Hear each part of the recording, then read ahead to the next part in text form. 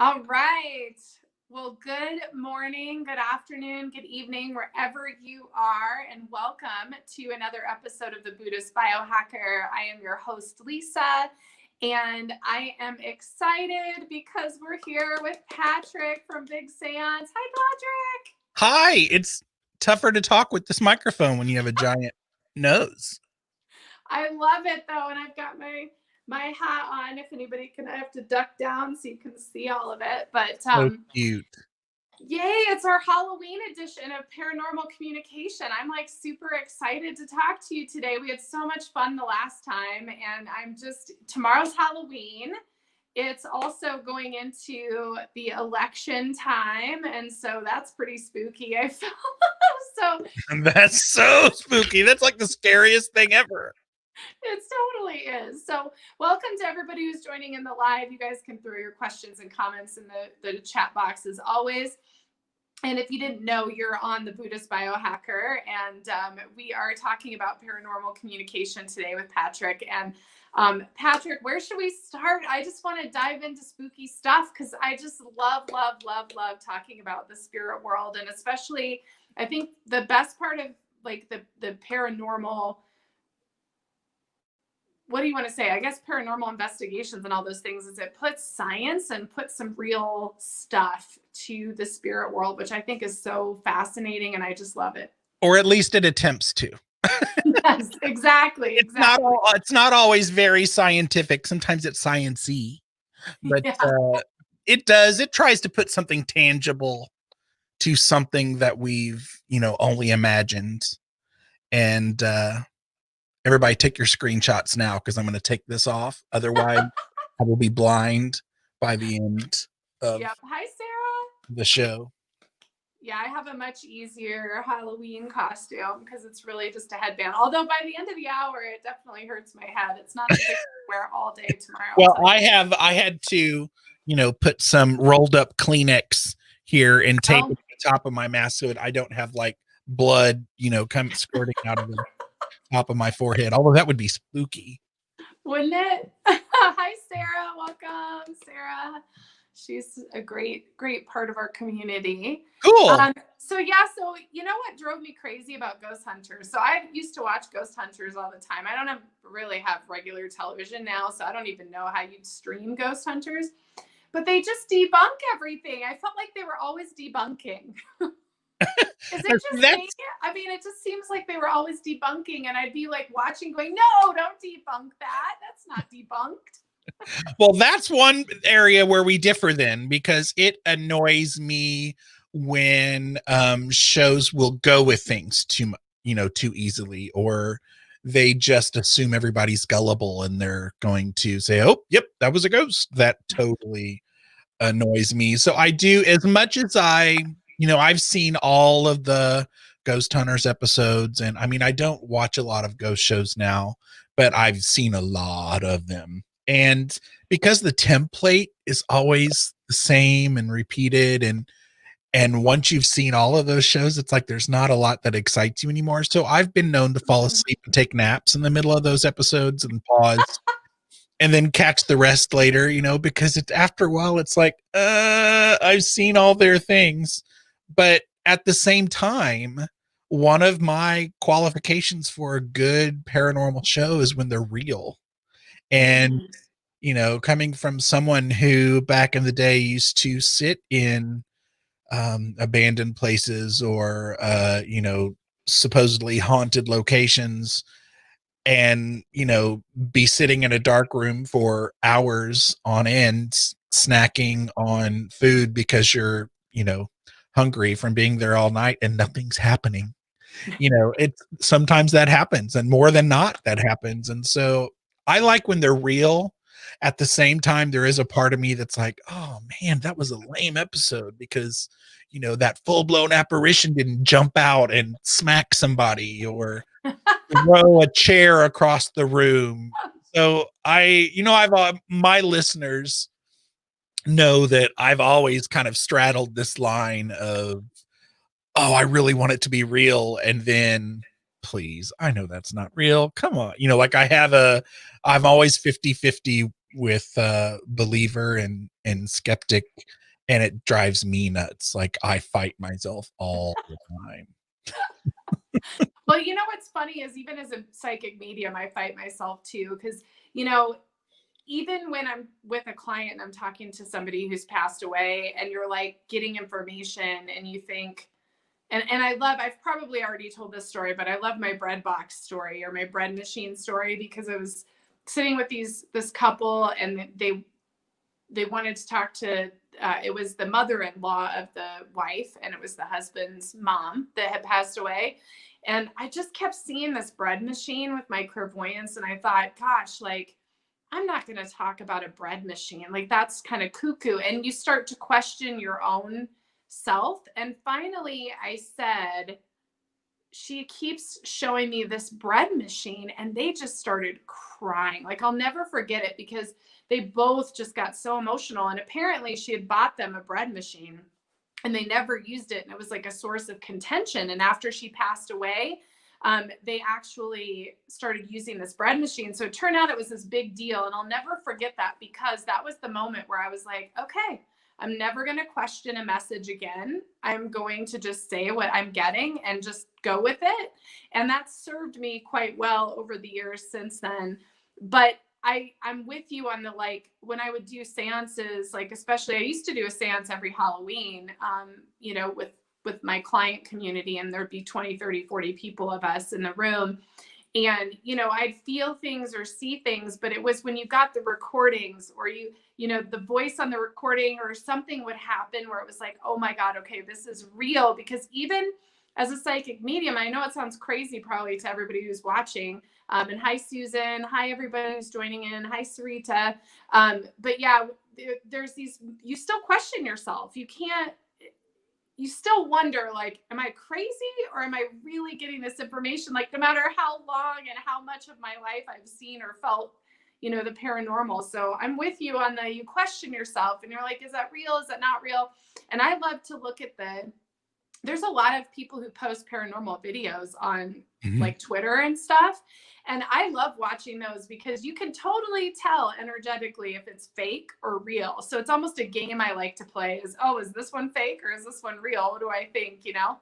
That's funny. Well, that with that bread machine, talk about evidential mediumship, man. That had to have given you a boost that lasted for, I imagine, a long time. If you ever doubted yourself, oh, remember the bread machine?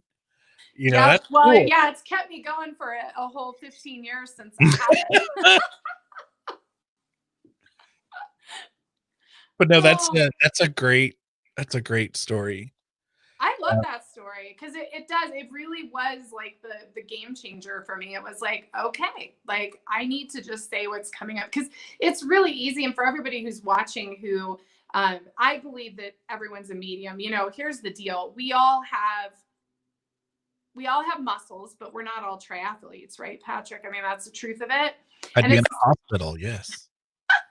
and it's the same thing with our psychic gifts. We all have pineal glands and pituitary glands and third eyes and all those things, but not everyone's going to use them or work them. And so for all of you who are working those muscles and who are studying, trying to open their mediumship or their clairvoyance gifts or whatever, you're going to doubt yourself. I've been doing this 20 years and I still doubt myself. And I see stuff with my physical eyes and I doubt myself. So the paranormal investigations are the coolest things, because it's like there is proof oftentimes that something is there that we're not seeing or experiencing with our regular senses.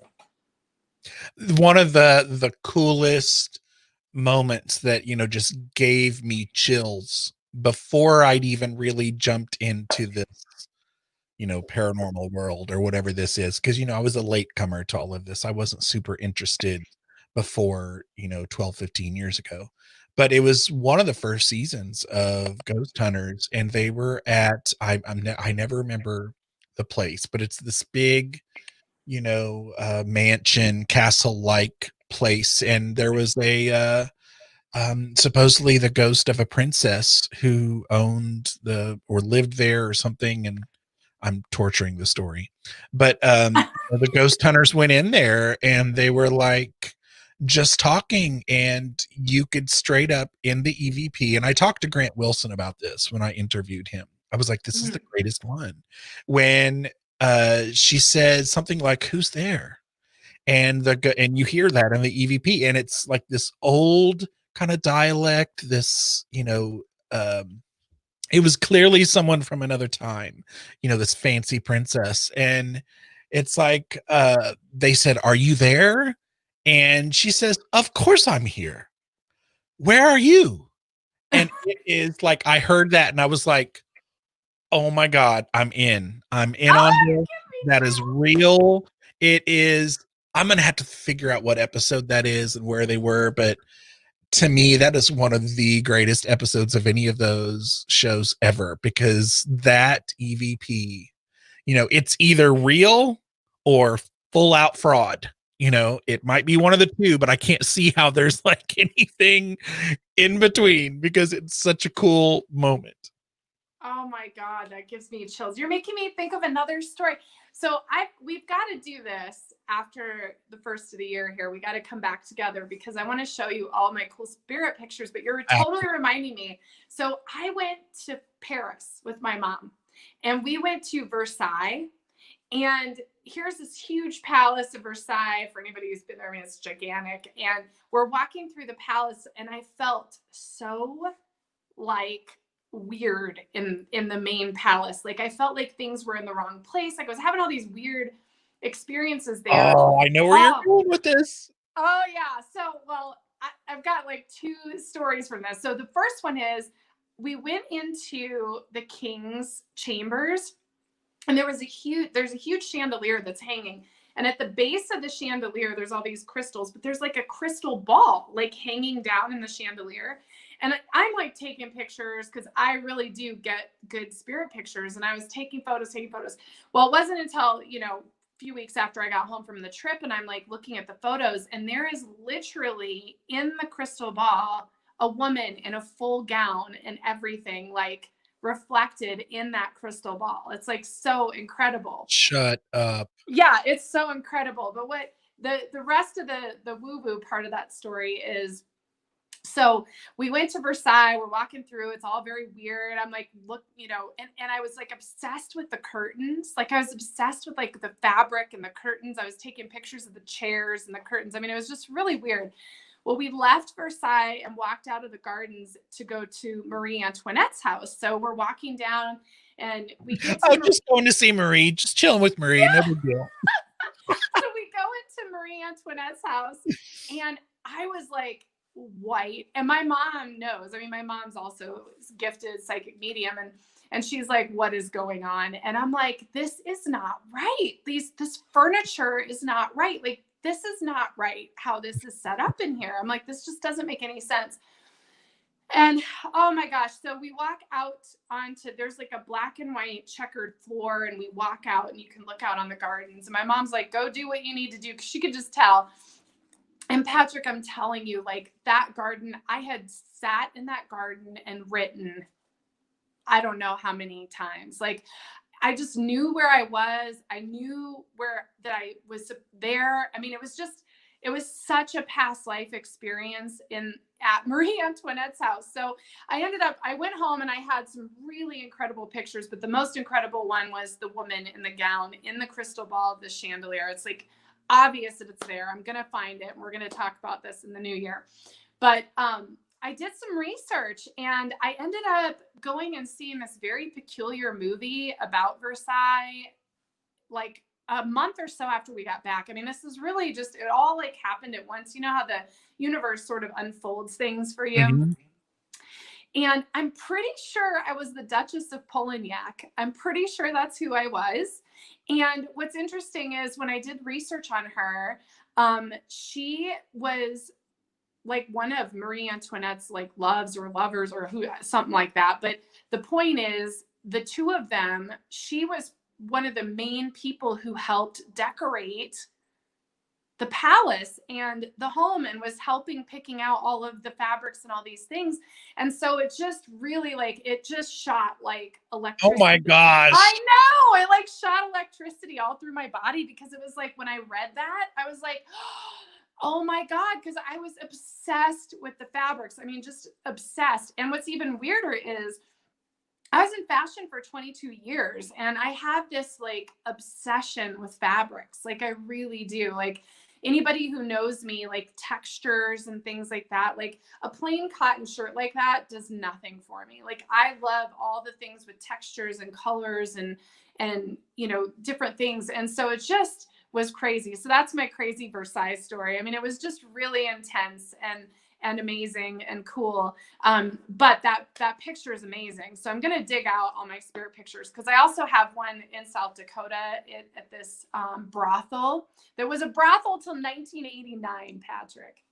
What were they doing up there in South Dakota till 1989? I think you hinted at that or something the last time I talked with you. That's crazy. Yes, like what were they doing up there? I mean, 1989, that's when they stopped having brothels. I mean, can you imagine? They were slow moving on that end. Oh my God, I guess so. Jeez. I wonder if they had TV. So I know you have some cool audio stuff. I want to hear your cool audio stuff. Like I'm just dying to hear this stuff now. Okay, so I my listeners have heard all of these things because I don't, because of my endless fight with my skeptic self.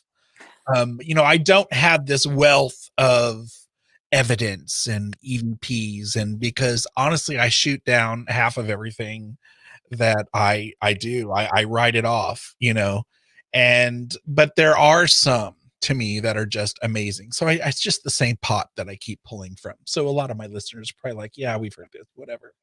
But one of the first times, and I know we've talked about the Ouija board.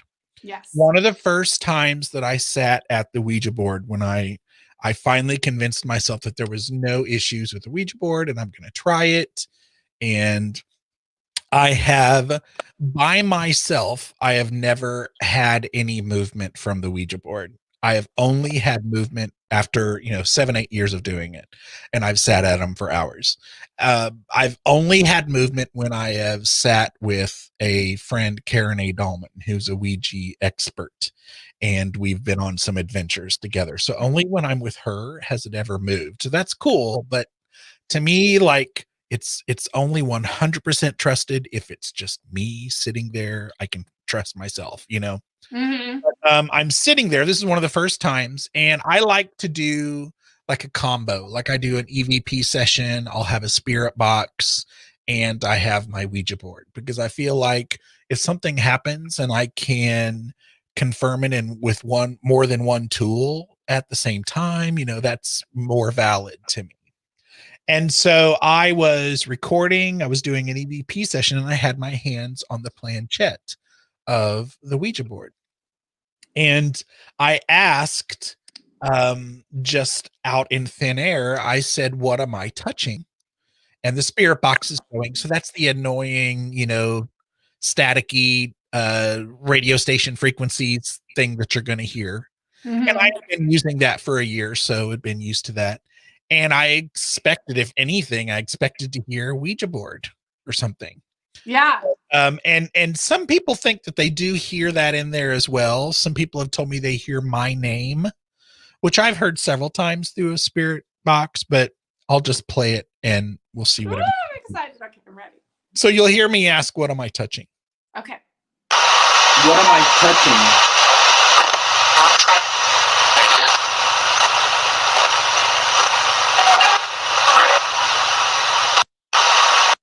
Actually, I lied. So when I said what am I touching, I expected to hear planchette. That's what I expected to hear. Okay. But then I heard Ouija board. So did you hear the Ouija board? I did. Play it one more time though. Okay. That's so cool. I love it. Okay, I'm listening. But before that is when some people say, I hear your name, Patrick. And some people hear, instead of Patrick, they hear planchette. So there's, it depends on what you hear. What am I touching?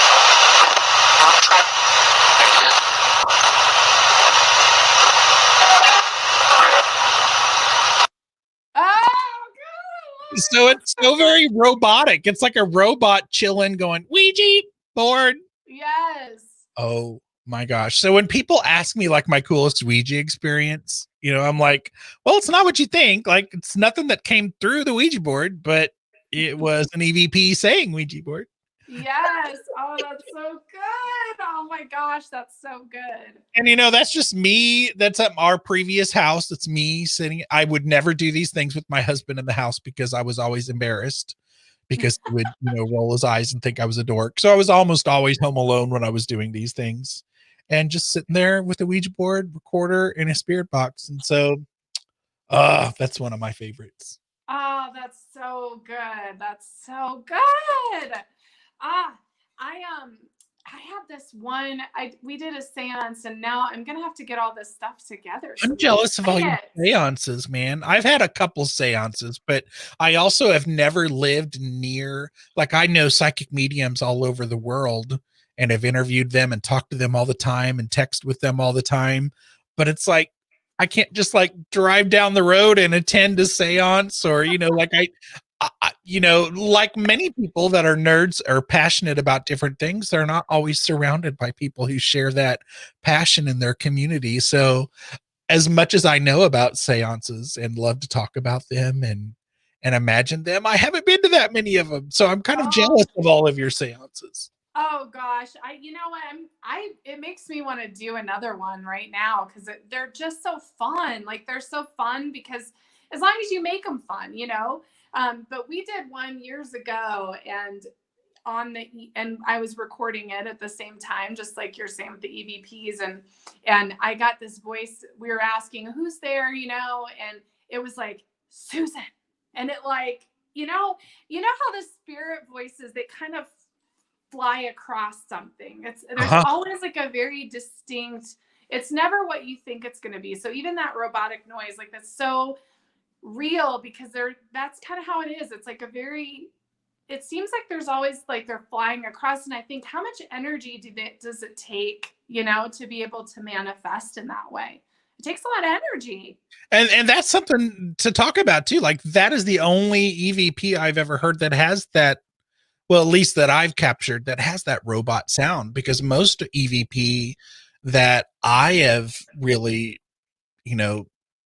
believed in or felt like I captured they were whispery.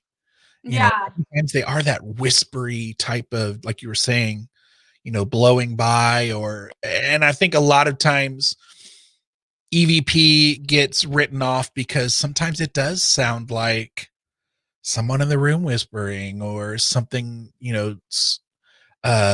rushing across the table, or I think some of those concerns are legit. Like I've written off EVP like that too, but that does seem to be what they sound like sometimes.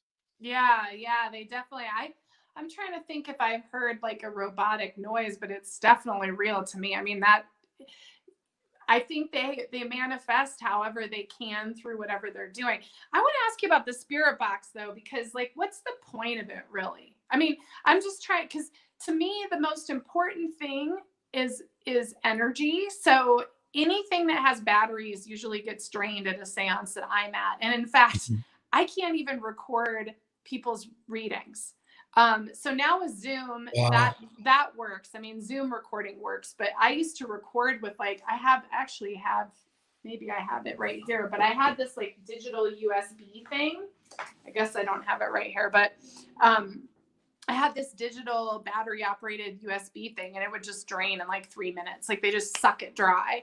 And so for me, whenever I did a seance, as long as I had lots of things plugged in, which sounds really silly, but I knew that they needed that energy, the more batteries and plugs and things you have so that they can work with it. So does the spirit box kind of lend to that, or what all does it do? I don't really know that much about a spirit box. Well, I think there are probably a couple of theories, and I am definitely not an expert in that, but I would say that one of the theories that I probably lean on more is that perhaps a spirit could use the sounds and the energy coming through the spirit box. Because, like, even if you put your hand on a speaker, even though sound, you're going to feel the vibrations and the energy coming out of a speaker. And so, maybe they utilize the little bits and pieces of, music being played, or a DJ's voice, or a commercial, or produced audio. It runs through so quickly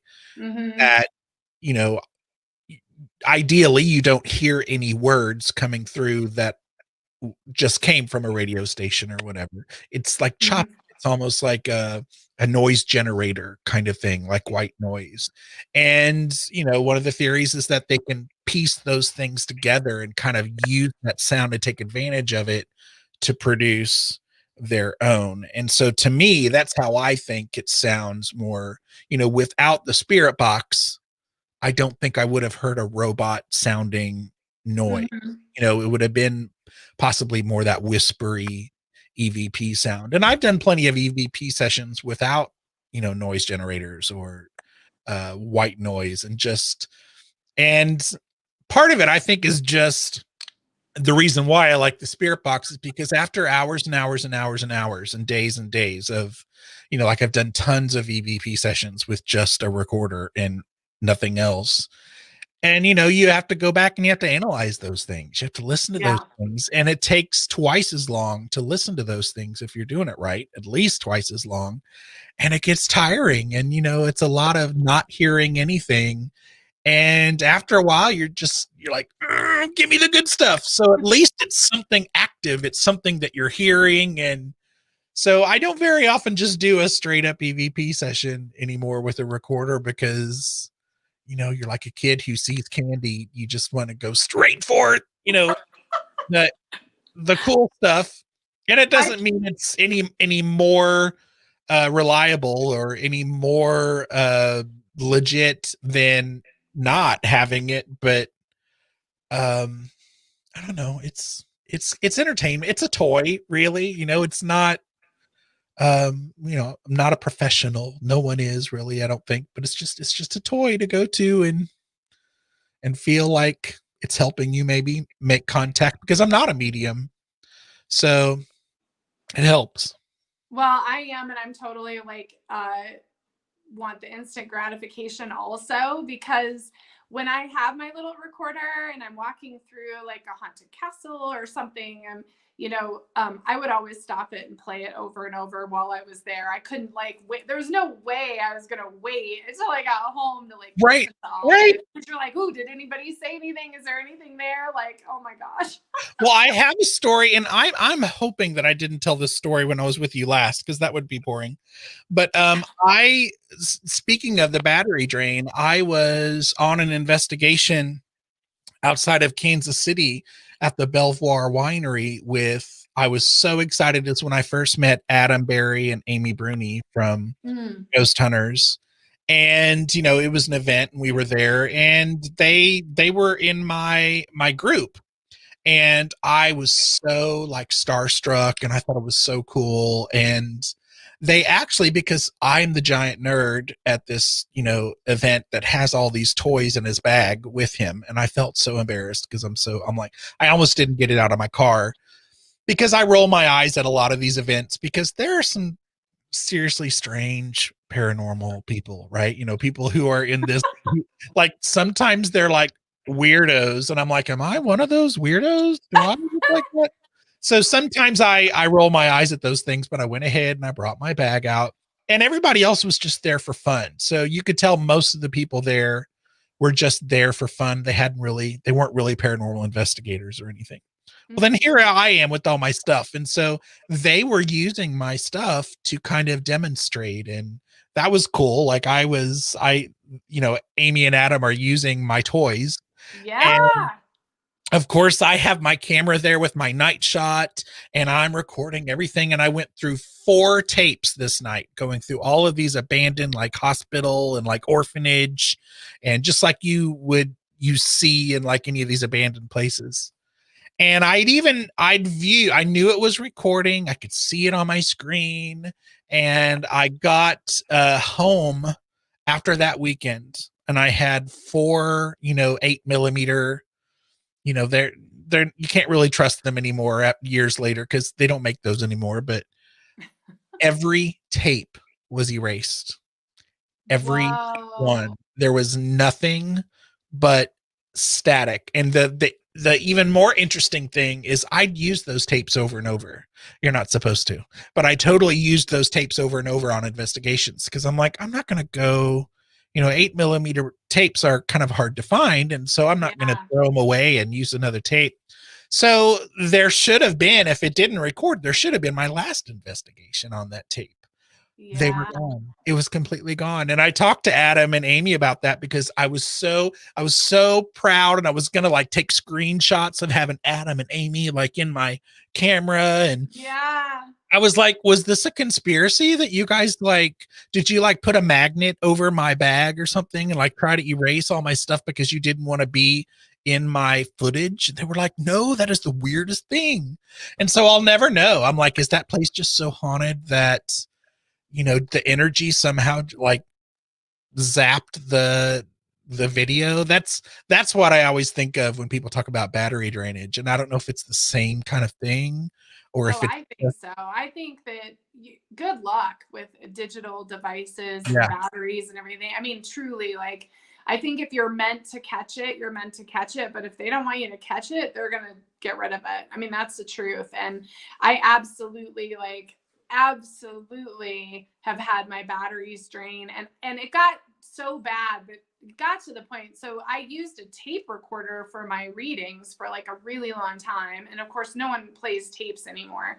So I had switched to a digital device, and it just never worked. So it got to the point where I was like, if you want to try to record, but I've had clients come for sessions, especially I don't do anything in person now, but when people did come in person, before this virtual age, that their phones would die. The batteries would drain. I'm like, it's just not I don't know. And I'm pretty telekinetic. I mean, there's definitely, if I get mad, the microwave will blow or things fly across the room. Yeah, I mean, really. I mean, I definitely have the telekinetic. I can't wear a watch. They just fall apart. Oh, wow. Yeah, so I'm pretty telekinetic. But all of that said, even my clients can't. So now my readings are virtual. They're all through Zoom, and Zoom does work, and it does seem to work, so it's okay. But it's also plugged into the wall. I would never have my battery, I would never trust my phone or my computer battery to work when I'm doing that kind of work. It has to be plugged into the wall. Tamara is asking here about any apps on the phone that are reliable. And I'm interested in this because I do have an app I use, and God knows I don't know the name of it. So I'll post it in our MeWe forum later because I can't remember the name of it. But have you ever used any of these apps? Because I have an app, and it's got this sonar thing, and it shows you where energy is in the room, and it posts little words, and those words are pretty dang accurate. I've had some pretty crazy stuff. What about you? You said Tomorrow is asking this? Yeah. Tomorrow. Oh my gosh. I'm so glad you asked this because I was getting ready earlier to talk about this.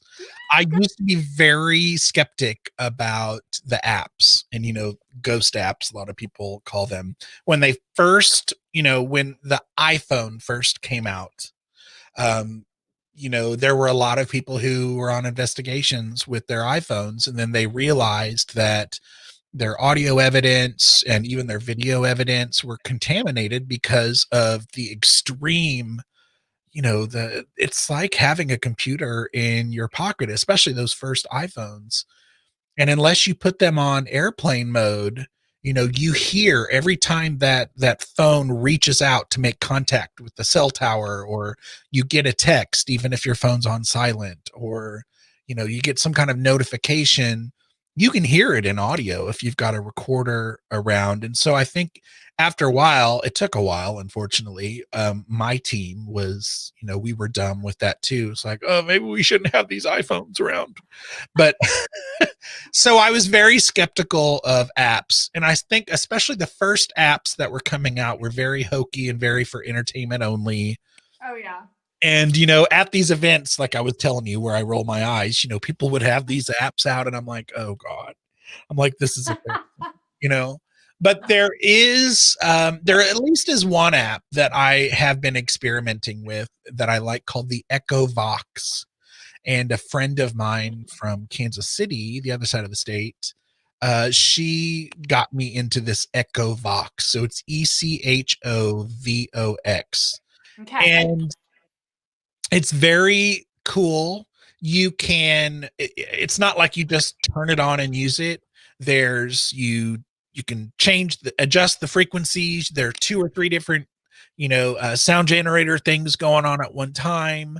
And, I guess you could compare it to a spirit box, but without the white noise. So you don't hear the annoying constantly, and it kind of leaves space for whatever's going to come through. I'm for sure not a expert on the Echovox, but it's kind of a relief, I guess, when you're using that to not hear all the noise, and it's more comforting to listen to. But you also hear, just like the spirit box, you hear a lot of things come out that you have to learn to set aside. Mm-hmm. It'll chirp things, and you're like, not everything is going to be a word.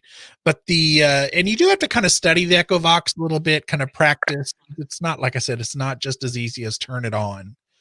But I am learning to love it. As long as you turn your phone on airplane mode, Mm-hmm. I think it's I don't think you can truly rely on anything. I'm skeptic of the spirit box too. Yeah. So, Yeah. I'm skeptic of lots of things, but it's that, like I said, it's a toy. But there are probably better toys than others. But if you can use it to validate along with something else, like if you get, like you as a medium, if you have someone with you and someone intuitive kind of picks up something and you get it through the Echovox or the spirit box or the Ouija board, that makes it more meaningful to me. If you can get those, what do they call them from grad school? The I'm not going to. I know what you're saying. You know what I'm saying? Yeah. I do, and I don't know the word. Well, yeah, and here's how I look at the spirit world. Because here's the thing, like, part of what drives me nuts as a medium when I watch the paranormal investigations is there's so much demanding of the spirit realm.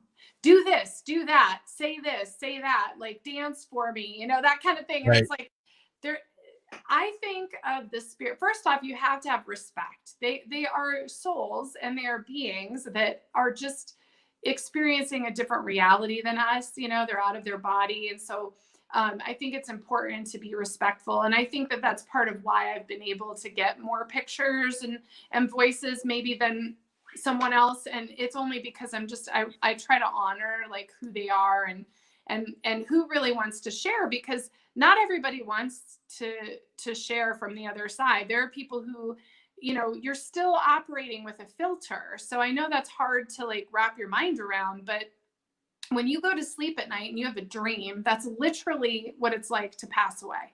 You go into that lucid dream state. So if you didn't have a lot of lucid dreams, or you didn't believe in any of this, or you're still going to operate with that filter. So you're not going to want to go, oh, I'll go talk to the medium and go tell them a bunch of information. You know what I mean? There has to be like a cohesive connection there.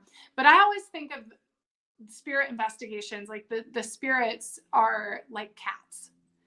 Not all cats want to come and climb in your lap and curl up and purr and want you to pet them, right? Like most of the time they want to go do their own thing. And so you kind of have to let them have their free reign. But when they do want to climb in your lap, it's like you said, it's like that incredible EVP, or it's that incredible photo, or it's that moment where something happens because they're like, yes, I do want to play with you. I do want to be a part of your journey and your experience and connect with you. And it always happens when you least expect it. Like, just because I'm a medium doesn't mean I see people who've passed away, like walking around every single day.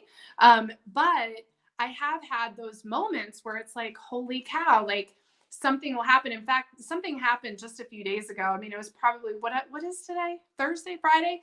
What day is it? Today is Friday the 30th. So this was probably Monday or Tuesday. And oftentimes when I wake up in the morning and it's early morning, is usually when you're still kind of asleep, but you're awake. Those are the moments where you can really connect with spirit anytime. So for anybody who's trying to channel or connect like that early morning, and we just got a kitty, we've had her about a month, and she's a real stinker, and she wakes me up at like 6 a.m. So she's actually been integral in me having more of a connection to spirit this last couple of weeks. Funny. Because she wakes me up when I'm so tired and I'm like laying in bed going, oh my God, why did this cat wake me up? And so anyways, I think this was Monday or Tuesday, but I was laying in bed and I was kind of just looking across the bed, you know, towards my bathroom door. And I saw a little girl. She was probably 3 or 4 years old, and she had really light hair, and there is just bigger curl, not little tiny curls, but just some big curls, but it was shorter hair. And she like looked at me and smiled. And this was my physical eyes. This is not a clairvoyant experience. And this little girl like smiled at me, and then she like ran out of the room.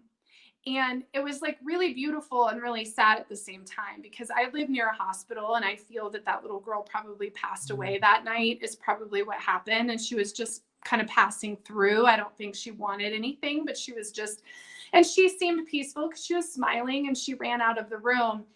But it was such a sacred moment. In fact, I'm going to try to write about it. I haven't sent anything out to my client list, but I will, because I was going to write about this, because it's just those beautiful moments like that doesn't happen every day. It's not like as a medium every single day something happens. More so now than ever, I would say things happen. I have something happen more times than not now. But those moments are so special and sacred because that soul wanted to show herself to me. Like it was a special gift, you know, it was like this special moment where she was playful and wanted to share. And the veil was, you know, it's really kind of dismantled completely. But like, I don't know what I'm trying to say other than, you know, spirits don't show up every single second just because you demand them to. They really come because there's something that they want to share with you, you know? I love your thoughts on that. I have always kind of felt the same way. I'm sure I have been, because like I said, I'm not a medium. I'm sure I have been guilty of, you know, especially in the early days of me getting experience with this, you know, for example, talking to every spirit like they're a child. That's one thing I see a lot too, is talking as if you have the upper hand. Yeah. Like you're more special because you're the one that, you know, physically has legs and they've crossed over. It's like, I'm thinking they have the upper hand. I'm not sure. Like, seems like they're in a cooler place than we are. I don't know. But, you know, like, why do we talk like we're, you know, in charge or something? But you know, I have been known to almost cry in EVP sessions, even when nothing's coming back at me. You know, like I'm getting no information, but just the energy that you have when you're there, you know, sometimes I just feel like I've made a connection or hope I've made a connection. I tend to, when some investigations will start out with those, what's your favorite color? How many people are here? Like all those questions. And I've done that too. But I tend to go for what might inspire them to talk. Like, can you tell me about your family? You know, did you have any brothers or sisters?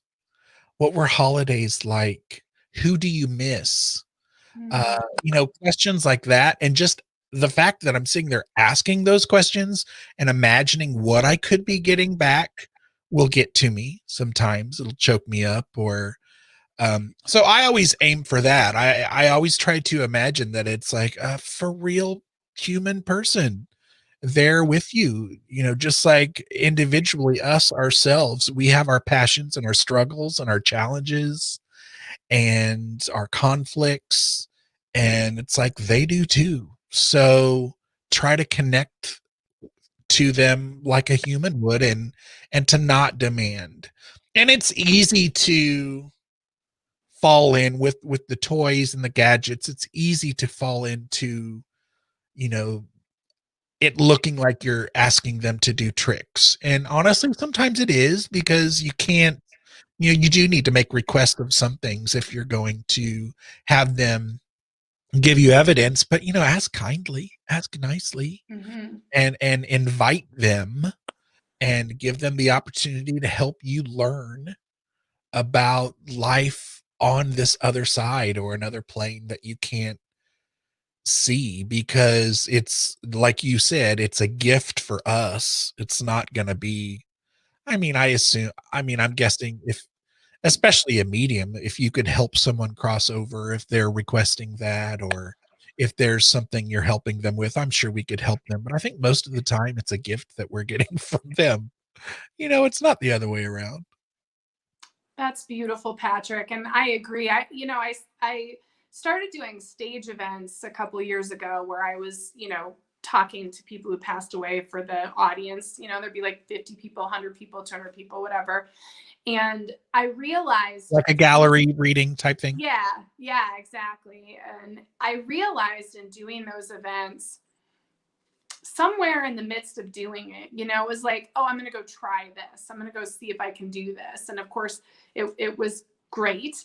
But through that experience, I realized I was in a bar that had like a big stage here in Denver. And I was talking to this man about a friend of his who had died in a motorcycle accident. So I was talking to the person who had passed.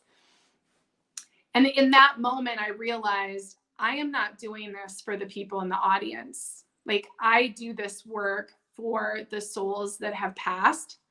It's really healing for them to be able to communicate what they weren't able to share in life.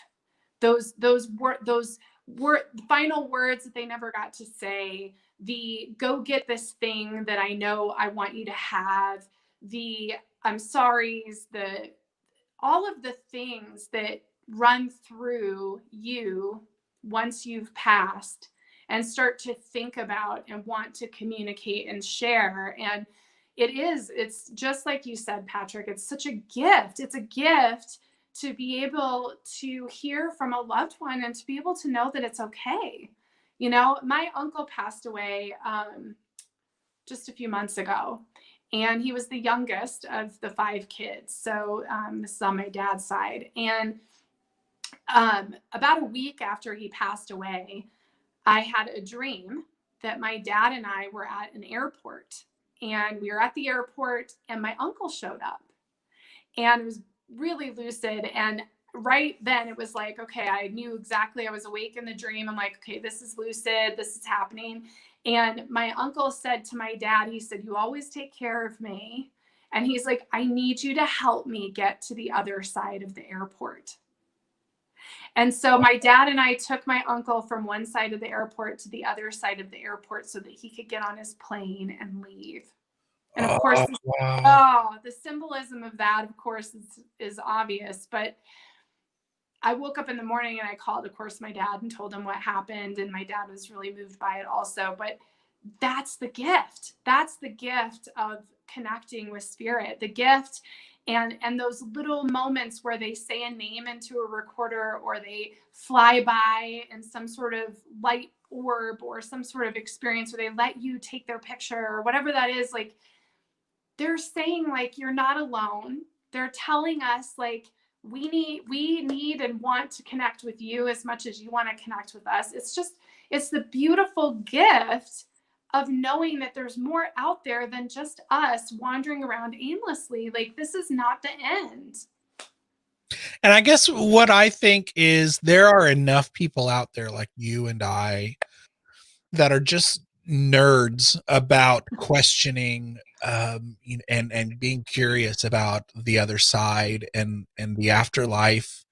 And I tell people all the time, because there are some mediums I've talked to where they almost like, they're like, what, you want to like reach out to living people after you cross over? Why would you waste your time doing that? It's like, just, no, you need to cross over. You'll be earthbound, da, da, da.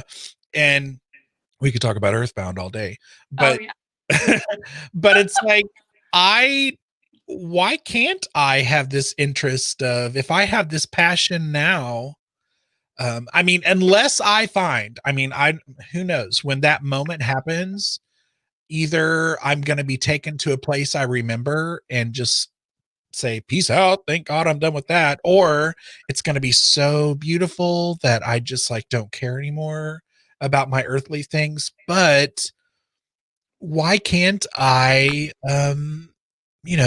reach out to people, because it's what I was, at when I first got into this stuff, I thought I am going to, because I would try to communicate with pioneers in like the mediumship world or the paranormal world and EVP pioneers, and reach out to them and say, hey, teach me and tell me how to do this. And I'm like, why can't I be like that person that goes and tries to communicate with people who are interested back on the planet? And I mean, I think, know that there are probably spirits out there that, this is what they were interested in, or this is a common question that they had, or a curiosity. And, my mom and I have a pact that we're going to reach out if one of us dies. There's something we're going to do to reach out to let us know that we're still there. I mean, just, I don't know. I don't even know what I'm trying to say, but there has to be people out there who cross over that we need to be keeping an eye out for, because you just know they're going to come back. Oh yeah. Well, and you're speaking directly to my heart, and I could go on a tangent, and probably will, about the crossing over stuff. Do it. It might get me in trouble, but I'm going to do it anyways. It's sort of BS. So that's what I'm going to say about it. As a medium, I have been communicating with spirits since I was like born. I've seen the shadowy figures. I've been working as a medium, connecting with people's loved ones for about 16 years. And here's what I'm going to tell you. In all that time, I've had to or been asked to cross over a spirit twice.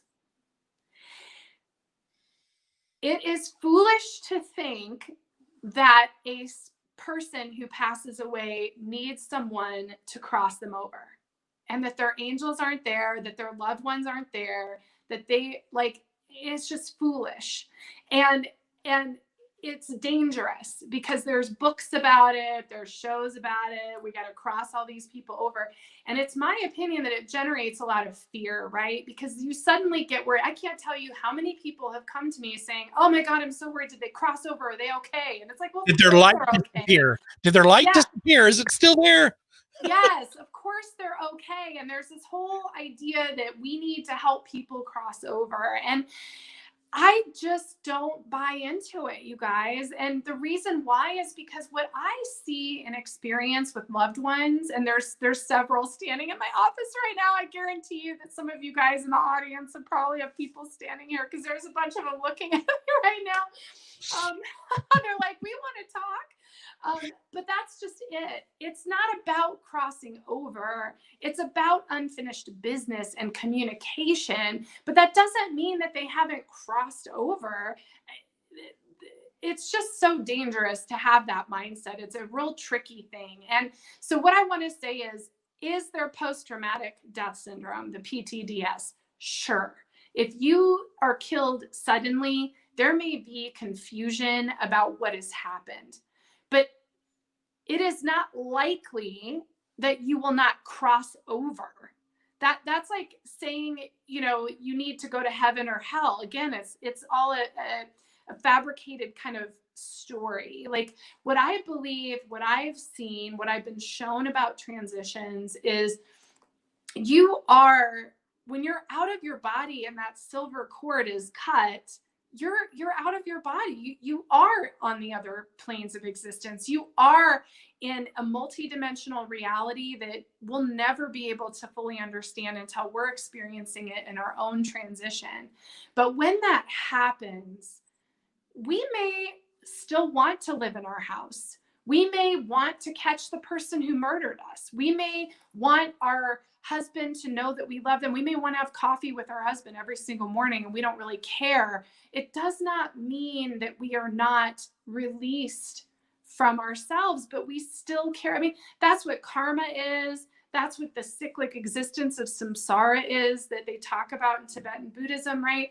Like, those things can trap us in a cyclic existence, but it doesn't mean we haven't crossed over. So I just think it's such dangerous language. So what you're saying, Patrick, is so true and near and dear to my heart, because yes, of course there are spirits that want to connect. Otherwise, what are all the mediums? What are we all doing as mediums, right? Like, of course, you know, we want to talk to our loved ones and we want to connect. And what I think is important for everyone to understand is when you transition, it's like when you go to sleep at night, you know, you transition, you go into that lucid dream state, and it's like, oh, you know, gosh, I left my keys on the counter, and, you know, gosh, you know, my head really hurts. Let's say you were in an accident. My head really hurts and I need the Tylenol, but gosh, I, you know, really need to get back home because I left something in the oven. And then it's like, oh, look, there's my mom, and I'm going to go sit at the dinner table with her. I mean, you're in this floating existence. And what I believe happens as a medium is somehow energetically I'm reaching out to them and they're reaching to me, and there's this connection, like they're floating out of that state into, oh, I'm in this dream and I'm communicating with my daughter and I'm telling her this information. I don't think that they're like, oh, I'm standing in the room. Like, it's a floaty sort of thing, which is why I think the voices are floaty and why the experience is what it is. So anyway, that is my tangent. I am on a total tangent, but I just think it's dangerous to think and arrogant to think that we are the ones to cross them over. That just seems silly to me. Like, why else would we have the seraphim and the angelic realms and the Elohim? And I mean, why else? Of course they're crossed.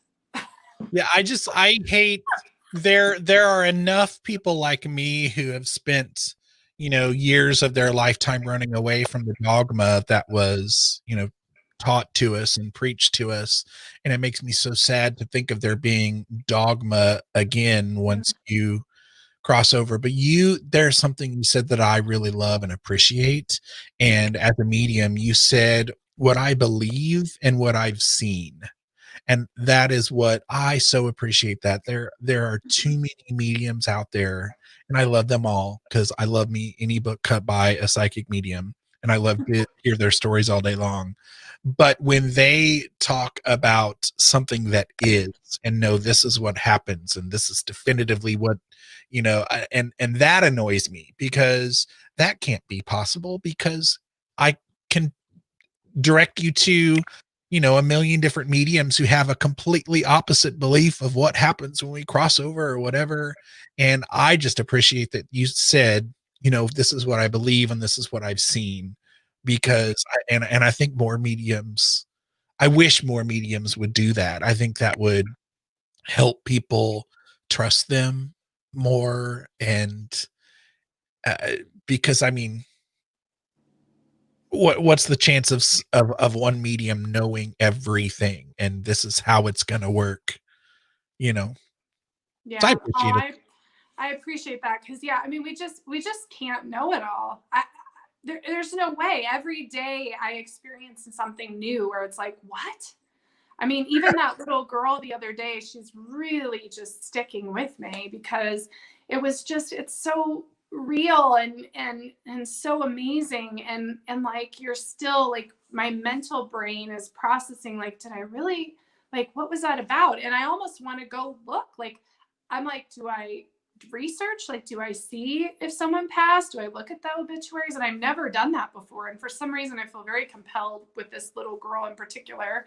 But we just don't know all the answers, you know, and we have so many great comments, and thank you guys so much. Nina was saying that my video on Instagram, I went live the other day. She said it went to complete static somewhere in the middle of my video. And no, I did not know that. That's very interesting.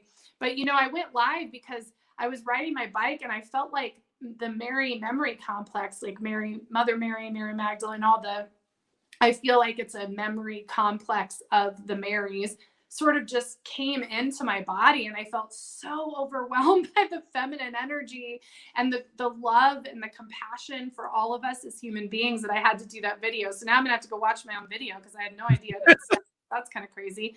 And then Mike Larry has a cool question. He says, there's a concept developing in some of the UK YouTube paranormal channels that the paranormal can't be caught on camera because of a higher authority or spiritual law. Any thoughts on that? Ooh, have you heard of that? Not in a while, but I think I have heard that. Like, if we're not meant to know all the secrets, that are out there, is there, somebody keeping all of that information back from us? But then at the same time, if you look at like the evidence from the Skull Group in the UK and these different development circles that have had, physical phenomena and clear communication from the other side that they're trying to help us and they're trying to reach out and help us with research. I don't know, maybe there are examples of them saying we're not able to tell you this now. It's, you have to find it on your own, or but I mean, I'm sure we would live life differently and more recklessly if there were secrets that we knew. Yeah. So, I mean, maybe there is. It seems a little fictional to me, but maybe there's something to that. Yeah, there's like 150 spiritual laws. I'm looking around my office because I actually have a packet of them. And I'm not sure what happened to my packet, but cool story is there's like a bunch of spiritual laws. I have this old packet. I don't remember where I got it, but I've had it forever. I mean, I've probably had it 30 years since I was in my 20s or teens. And so what we're going to do on YouTube for next year, because I'm really loving making little movies, is I'm going to start posting all the spiritual laws, all the universal laws. So I can't think of one that comes to mind that would relate to this. But what I would say is, I think, again, I go back to the cat. Like, if they want to be caught on camera, they're going to be caught on camera. And if they don't, they don't. And I have talked to loved ones repeatedly for certain clients over the years. So like, and there is a change in what the person can hear. So there's definitely some kind of filter that goes on. So for example, a parent may communicate with their child. At first, they talk about how they died. They talk about what they're processing. Maybe they're talking about the funeral, whatever. And then like the next time we talk, they're talking about what they're experiencing or what they love, or sometimes they bring up, oh, your car or this, or, some other thing about you. And then like over time, if the person is healing, suddenly the parent will start communicating about things that need to be talked about, deeper truths, deeper things. And I've seen those things come out where it starts more surface and it gets deeper and deeper. And I think it has to do with the client or the querent or whatever you want to call them, actually like coming to a place where they can hear that. So it seems like there's some like kind therapy. of yeah. You have to work through it. Exactly. So I don't think spirits just I don't think a parent is just going to lay out with a medium like a bunch of heavy stuff if that person isn't ready to hear it. So it may be very individualized, I think, is what I'm saying, like to answer Mike's question. I don't know if it's about a spiritual law as much as it's just very like we have free will. And if seeing a spirit or catching it on camera, or whatever the scenario is, affects that person's free will, they may not do it. That's what comes to mind for me. It may be the free will piece more than anything else, because it could change the timeline of that person's life experience. And maybe that's not so good. I don't know. Yeah. I haven't spent a lot of time thinking about that. That's interesting. It is. I'm sure I would I would do some really dumb things if there were some of those secrets that I knew. I'm sure. Well, and here's the thing, Patrick, we're meant to be here in a body. This is our grand learning ground. And so we don't really want to be out of the body. And so I think part of not knowing is because, and part of the fear even is to experience this life fully in this body, because that's what we came here to do. I mean, we came here to ascend through this vehicle that is this avatar that we've decided to operate. And so all you are in the spirit world is without your avatar. But who knows? I mean, you know, I'm obsessed. We did a presentation. I did one here, like a class on the YouTube channel about the 11 dimensions and string theory and superstring theory. And, you know, they say there's 11 dimensions, part of why we're 1111D here in Buddhist Biohacker. It's right over my head, by the way. Oh my gosh. Well, so there's like all these different dimensions. So what I did, Patrick, was I said, okay, we're going to go through each dimension 1 through 11 to really understand what the hell we're talking about. Because exactly what you said, I was like, everybody's saying we're going 5D and I don't even know that I knew what that was. So I wanted to learn. So I taught it because that's the easiest way for me to learn. But the point is, you know, the string theory says, like super string theory says there's 11 dimensions, but from what spirit has shown me, the concept of 33 dimensions, 144 dimensions and beyond, I mean, we just don't know. We just simply don't know what. And maybe it's different for everybody. Yeah, exactly. And some people the reason there's haunted houses is because some people don't want to leave their house. They don't want to be in all those dimensions. They still want to make their breakfast and do their life in their house.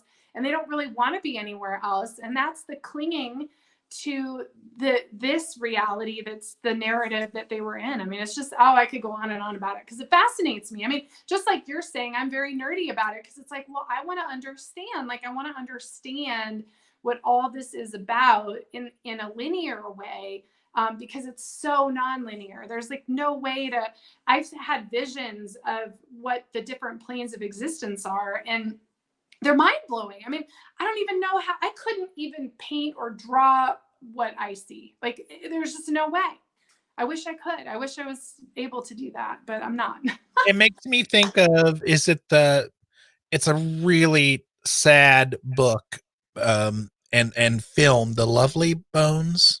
Oh, no, I've never heard of that. The Lovely Bones, I think it's that movie where they do a really amazing job of depicting what it could be like on the other side. And I think probably the closest I've ever seen of, you know, humans trying to describe or paint, you know, what it could be like and floating from one place to the next. I think it's The Lovely Bones that I'm thinking of. And I always, when I think about, you know, what it could be like, you know, just imagining yourself somewhere. And, you know, it's like when you decide you want to float back to the other side or go visit somebody, you're not walking there, you know, you just kind of, you think yourself there, and there's some really dreamlike, you know, landscapes. It's really cool. If it's not that, I'll figure out and let you know. But I think that's, that sounds like a Halloween flick for me to watch tomorrow. That's cool. I love like that. Less Halloween and more. Well, I mean, it's definitely kind of depressing too, but also, you know, kind of one of those, you know. Sounds like right up my alley, Patrick. I wrote it down. I'm going to look it up and I'm going to watch it this weekend if I can. Cause I just, it fascinates me. I mean, it just does. Like, who was the little girl? What did she want to say? You know, and I still have to sit with that. And it's interesting because, Susan says Lovely Bones is brilliant. So that must be the name of it. I'm totally going to watch it. Yeah. You know, I've played around for years about how do I share the messages. I had a man show up at my kitchen table 2 years ago and say, when are you going to start sharing our messages with everybody? So I've tried to figure out, well, I want to have some kind of message board and share information from spirit. And I haven't figured that out yet. So you're making me think I need to probably get on that. Because even that little girl, it's like, well, what is it that everybody wants to say? You know, what is it that they want to say? And there's so much to be said, I think. And just like us, if we were to leave the planet right now, like we'd have so much we'd still want to say and do and share, right? Well, can I ask a follow-up question about your little girl? Yeah. The ghost little girl. Yeah.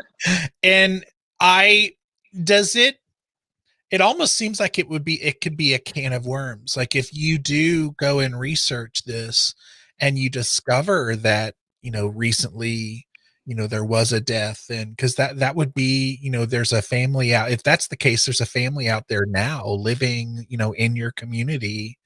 And it like, if it were me, I would almost not want to know, because then that makes me have to figure out how to interact with, or figure out how, because the people are it's current. It's not like someone from the 1600s that you're seeing, it's someone now. Do you feel like a responsibility then, if you find that out, to like reach out or pass something along, or how's that work? That's a really great question. I've always felt like it was against universal law to solicit. So, and I had this happen to me a long time ago, and I wonder how many people this has really happened to, where I've had people come up and say, "Oh, I'm a psychic, and here's my car. I feel something," or whatever the heck. And I can't do it. I feel like it's really inappropriate. And so, Patrick, let's get real wild for a minute here. Let's get real. Let's get real.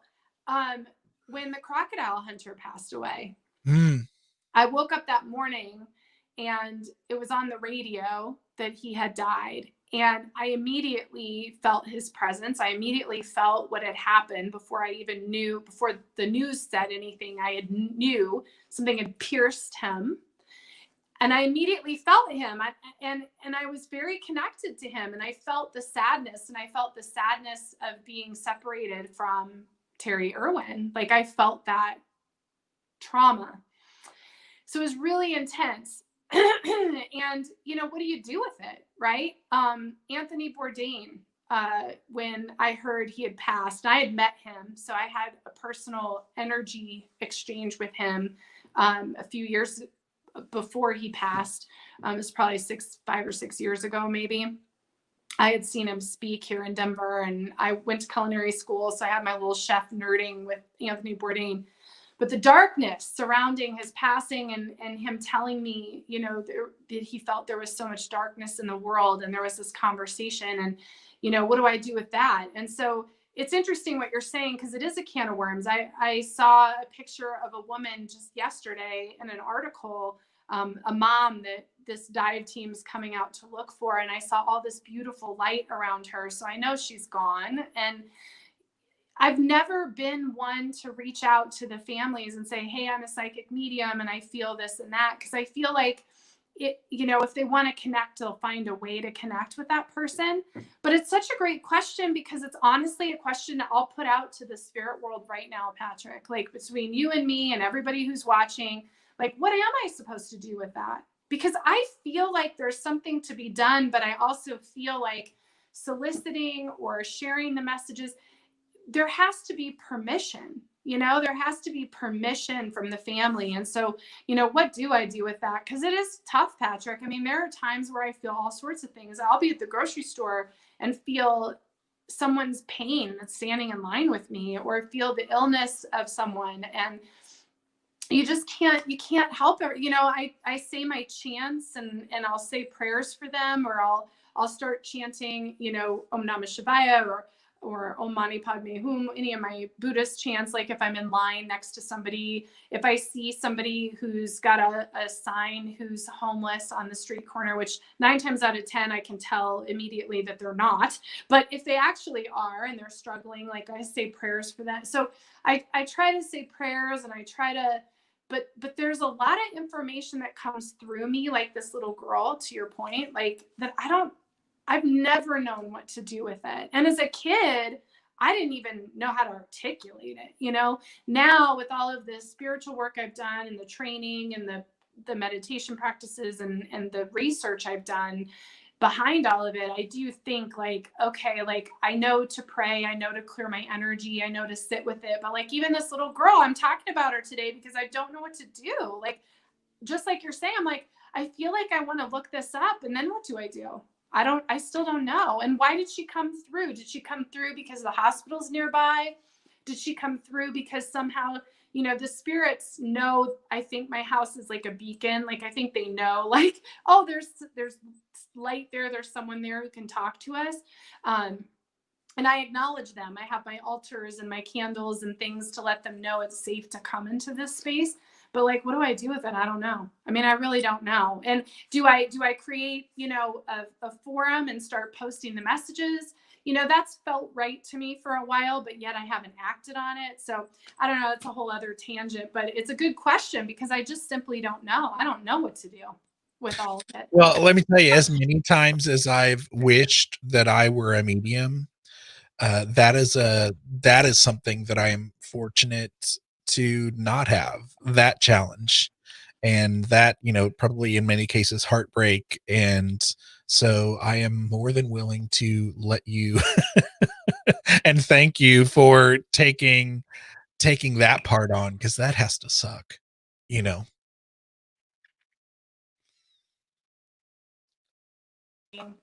Oddly enough, my battery is draining on my I phone. was just gonna say, you just went black for Spirit a is second. talking through the phone. Did you see that? It like flickered. It and did. Like, I got this battery signal. Oh my gosh. Happy Halloween. I'm on my phone today, which I'm normally not on my phone, but I'm gonna tell you guys, like, my phone is not unplugged. Oh. So I asked, this is what happens when you ask Spirit, right? I asked what I do with this information, and they're like giving us some sort of message right now live. Is that not amazing? Good luck translating that.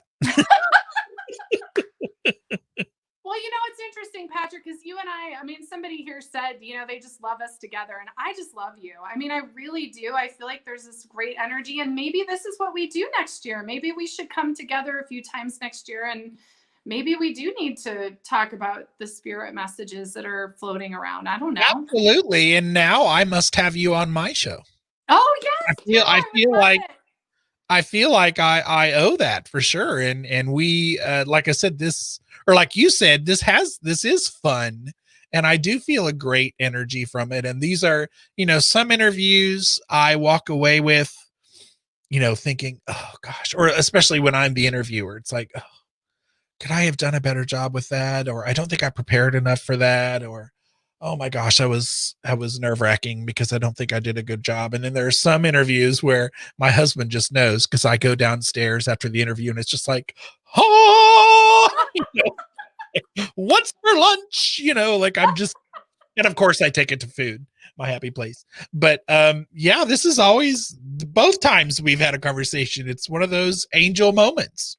It totally is. And I totally get what you're saying. I've walked away from some of my interviews here on Buddhist Biohacker, not many, but some of them where I'm like, oh man, that was like pulling teeth for an hour. And then there's other times where we've been talking for, it's been an hour and almost an hour and a half. And it's like, who even cares what time it is? Like, I could talk to you forever, although my phone's doing wild things. Yeah, so it's kind of funny. I love it. I think we are definitely going to do this more, and I would love to be on your show. I'd be honored to be on your show. Yay, good. Let's do it. Yeah, and thank you guys so much for watching and listening. I mean, just what a great audience. And I feel like we should do some stuff next year. Oh yeah, get your mask back on. Let's do it. It's Halloween. Oh my God. Adrian says the two of you in a spirit box and a Ouija board. Oh gosh. Yes. Oh my gosh. Well, Patrick, we could get into some trouble. Oh, it totally would. But let's Pat, don't worry, you guys. Patrick and I, let's figure this out, Patrick. We're going to do some fun things, I think. I just feel like it's just the beginning. Absolutely. We'll schedule it.